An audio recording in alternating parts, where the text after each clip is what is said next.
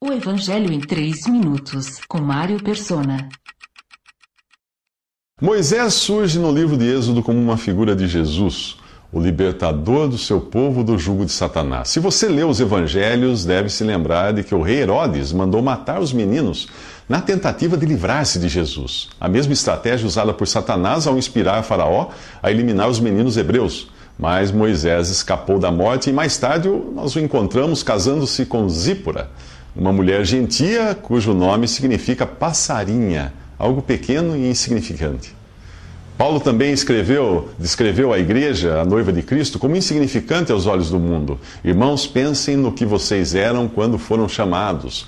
Poucos eram sábios, segundo os padrões humanos, poucos eram poderosos, poucos eram de nobre nascimento, mas Deus escolheu as coisas loucas do mundo para envergonhar os sábios, escolheu as coisas fracas do mundo para envergonhar as fortes. Ele escolheu as coisas insignificantes do mundo, as desprezadas e as que nada são, para reduzir a nada as que são, para que ninguém se vanglorie diante dele. Isso está em 1 Coríntios capítulo 1. A libertação do povo no Egito aconteceu por meio de outra figura de Cristo, um cordeiro sem defeito sacrificado na instituição da Páscoa. O seu sangue aplicado ao batente das portas das casas dos hebreus seria a garantia de que a morte não entraria ali quando o juízo de Deus caísse sobre todo o Egito.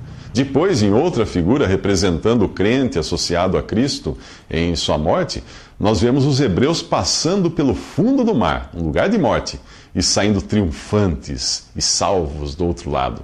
Porém, ainda em um deserto a caminho da terra prometida. O deserto é uma figura do mundo, onde o cristão se encontra depois de salvo por Cristo. Assim como ocorre hoje com o crente em Jesus, em sua jornada rumo à pátria celestial, os hebreus eram guiados por Cristo, representado na coluna de nuvem de dia e na coluna de fogo à noite. Em sua carta aos Coríntios, Paulo explica que todos comeram do mesmo alimento espiritual, referindo-se ao maná, que caía do céu e era uma figura de Jesus, e beberam da mesma bebida espiritual, pois bebiam da rocha espiritual que os acompanhava, e essa rocha era Cristo. Isso está no capítulo 10 de 1 Coríntios. Chegamos ao Monte Sinai, e ali Moisés é uma figura de Cristo como mediador entre Deus e os homens, e também como profeta.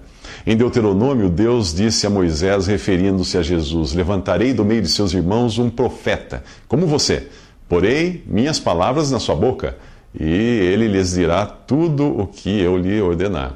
Se alguém não ouvir as minhas palavras que o profeta falará em meu nome, eu mesmo lhe pedirei contas.